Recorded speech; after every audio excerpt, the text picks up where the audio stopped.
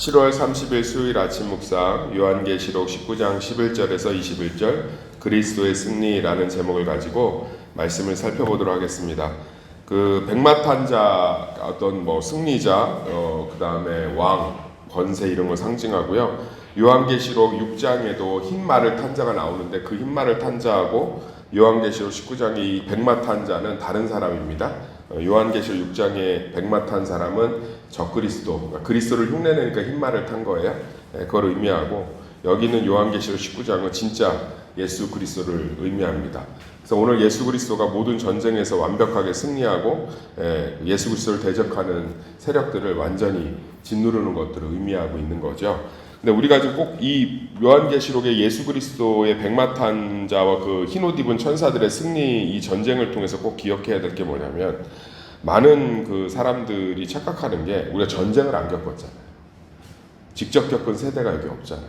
삶은 전쟁 같아 이러지만 실제로 우크라이나나 지금 이스라엘이나 6.25나 1, 2차 세계대전이나 이런 전쟁을 직접 겪지는 못했잖아요. 그러니까 전쟁의 참혹함을 잘 몰라요.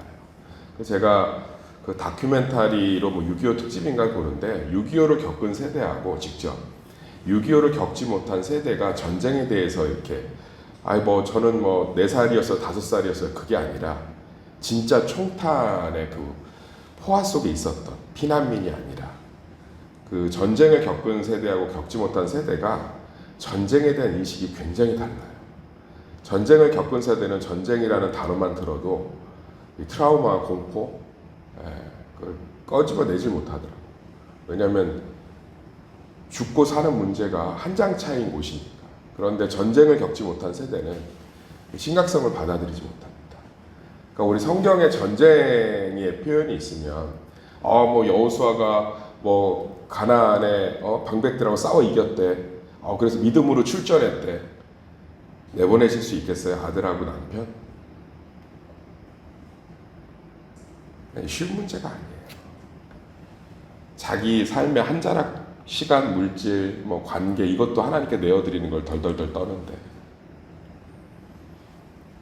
전쟁을 하는데 내 남편, 내 아들, 내 딸이 죽는 사지로 나가 그것도 기골이 장대한 성경에 전쟁이 되게 많이 나오잖아요. 쉬운 문제가 아니라 쉬운 문제가 아니에요. 그러니까 이거는 죽고 사는 문제. 그러니까 더 우리한테 피부에 와닿게 얘기하면 지금 신용카드 대출까지 싹 받아갖고 집에 있는 돈이란 돈은 다 끌고 모아서 헌금할 수 있겠냐고요. 못하죠. 쉬운 문제가 아니에요. 그러니까 이 요한계시록의 예수 그리스도의 전쟁을 우리는 뭘로 이해해야 되냐면 신앙생활을 지키는 게 사실은 지금 그 얘기예요. 예수님이 오시면 반드시 승리할 텐데 그때까지 충성, 그러니까 변함없다, 신실함, 진실, 신앙을 지키지 못하면 죽는다는 거예요. 그러니까 우리는 믿음을 지키는 것을 제 생각에는 믿음을 지키는 것을 공부 열심히 하면 좋은 대학 가지 정도까지 생명과 연관짓지 않아요.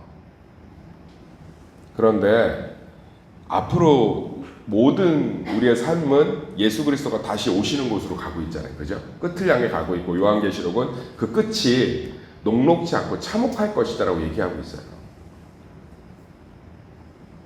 그건데 오늘 백마탄 자의 승리, 그리스도의 승리를 통해서 성도들에게 요한계시록을 통해서 예수님이 주고 싶은 말은 믿음을 지키지 못하면 죽는다는 거예요. 그 어마어마한 환난과 어려움 속에서 믿음만이 너희를 지킬 수 있다는 거예요. 믿음만이 상급이 된다는 거예요. 그러니까 우리는 신앙에 대해서 나이브라는 뜻을 한국말로 번역하는 게 되게 적절한 단어가 없어서 제가 쓰는 거예요. 미련하다고 하기도 그렇고 순진무구에 빠졌다. 이게 안 좋은 단어인데 되게 좋게 표현하는 단어거든요. 그러니까 안 좋은데 좋게 표현하는 걸 뭐라고 이렇게 순진무구하다, 착해 빠졌다, 미련하다 이 뜻이에요. 띨띨하다 그러니까 우리는 우리 안에 심겨진 이 신앙이 고난 앞에서 얼마나 정금같이 빛나고 이 신앙이 우리의 승리 앞에서 얼마나 겸손의 통로가 되는지를 몰라요. 제가 진짜 성도들이 무너지는 건 삶이 힘들어서가 아니에요. 질병이 힘들어서가 아니에요. 믿음이 없어서인 줄 믿습니다. 하나님이 승리를 주고 무슨 은혜를 주실 때가 있어요. 근데 믿음이 없으면 교만해져요. 제가 어떤 지체가 하나님 앞에 복을 좀 받더라고. 참 신실하게 잘 열심히 살더니 복을 받았어. 근데 그 복을 받으니까 금세 교만해지더라고. 결국 한 2년 6개월 만에 하나님이 싹 걷어가셨어요. 싹!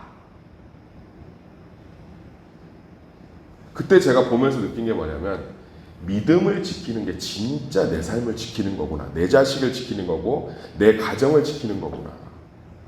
고난과 환난이 와도요. 사람의 위로가 제가 고난 당한 성도들 위로할 때 반드시 붙이는 게 있어요. 힘들죠. 힘내세요. 이런 말 절대 안 합니다. 왠지 아세요? 힘들죠. 이렇게 하면 속으로 고난이 진짜 고난의 한복판에 있는 성도들 그 생각해요. 지가 뭘 한다.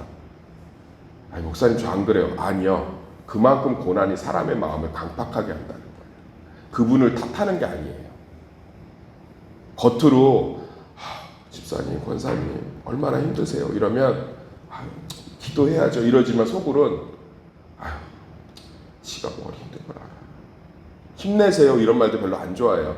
저도 그래요. 저도 고난의 한복판에 있을 때 옆에서 뭐 힘내세요 그러면 네가 내 목회에 뭐 한 자락이라도 뭐 져줄 수가 있어.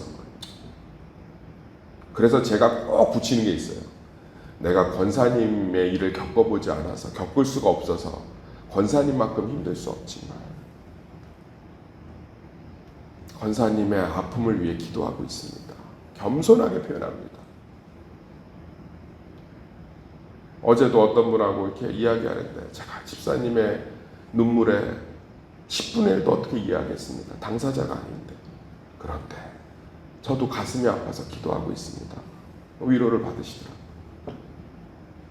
고난의 한복판에서 사람이 위로가 되겠습니까?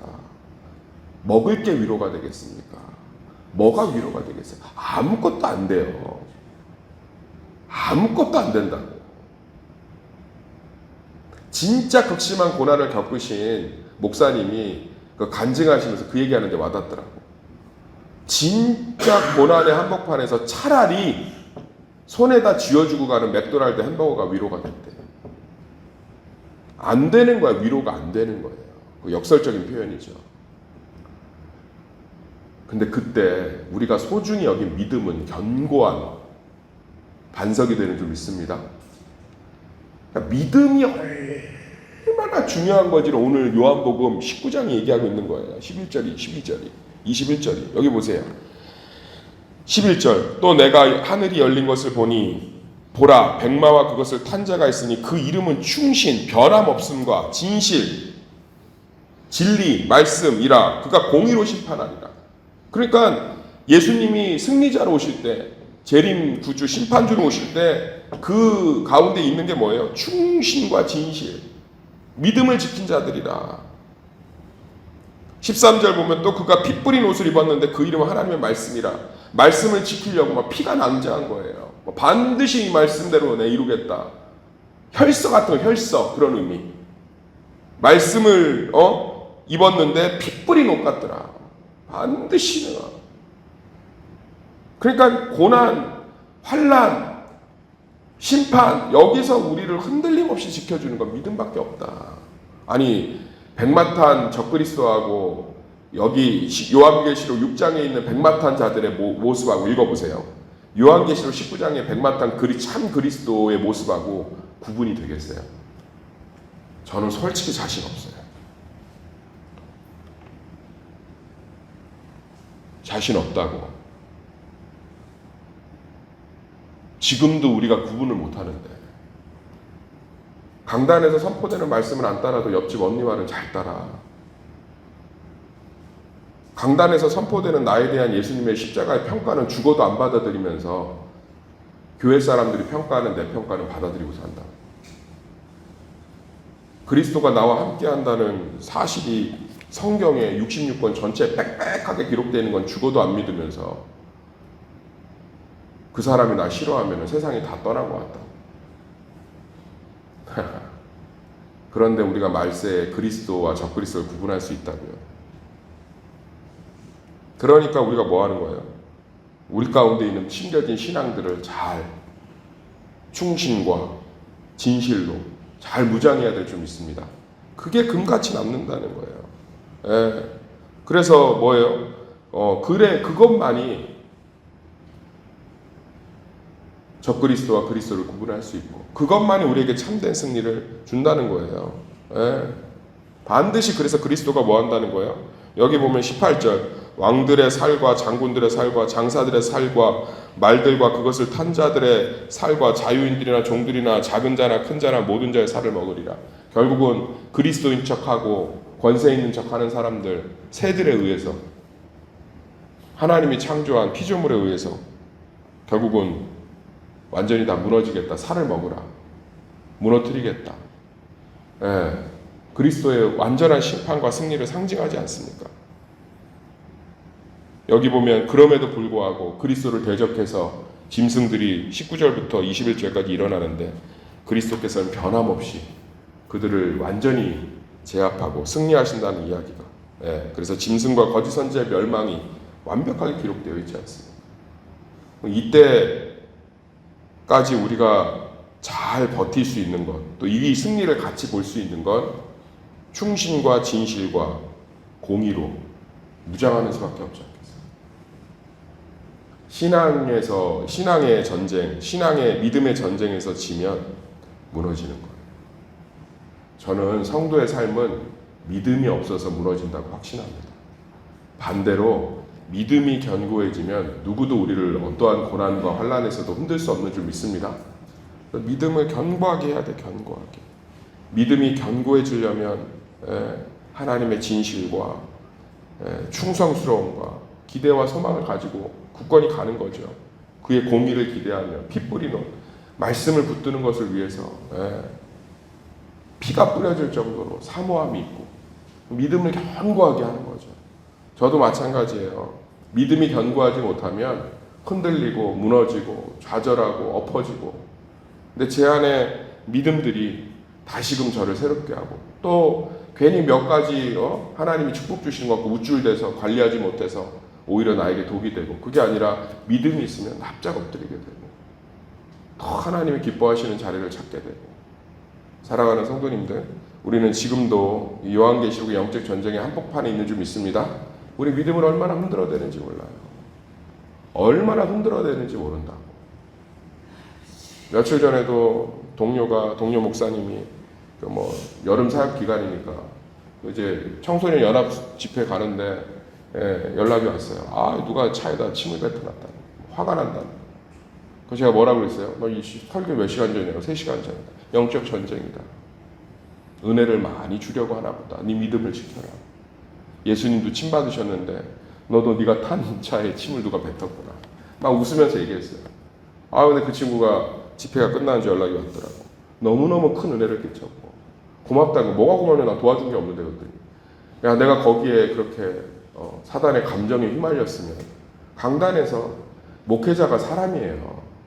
그래서 감정이 좀 안 좋은 상태에서 올라가면 설교들이 굉장히 날카롭고 정죄적이에요. 내가 그 말을 듣고 정신을 딱 차렸다. 영적 전쟁이다. 그런데 내가 그 전쟁에서 승리하니까 강단에서 그 수많은 청소년들을 살릴 수 있었다. 참 제가 고맙다. 멋있었다. 그래갖고 그 친구 집회 영상 설교를 들어봤는데 너무너무 은혜 들었다고. 너무너무 은혜로. 내가 깜짝 놀랐어요. 나도 은혜를 받아갖고. 우리 삶의 영적 전쟁이 얼마나 많은데요. 전쟁은 지면 끝나는 거예요. 얼마나 사단이 미혹하고 거짓의 영이 돼서 너 그 사람들이 너 별로 안 좋아해. 너 이 문제 그대로 끝나지 않아. 너 이것 때문에 결국 끝날 거야. 얼마나. 그럴 때 충신과 진실과 공의를 붙들고 피 뿌린 말씀의 옷자락들을 붙들면서 믿음을 지켜내므로 삶의 날마다 승리하시길 소망합니다. 그러면 전쟁의 승리는 놀라운 또 전리품이 있는 거예요.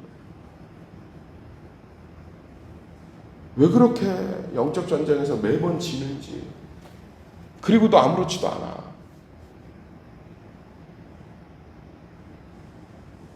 믿는 자가 순간순간 영적 전쟁에서 지면 무너집니다. 그런데 영적 전쟁에서 날마다 승리하면 놀라운 백마탄자의 승리가 우리와 함께하는 줄 믿습니다. 우리 새벽 성도들이 음성을 듣는 분들, 날마다 삶의 순간에 영적 전쟁에서 믿음으로 승리하시길 예수 이름으로 축원합니다.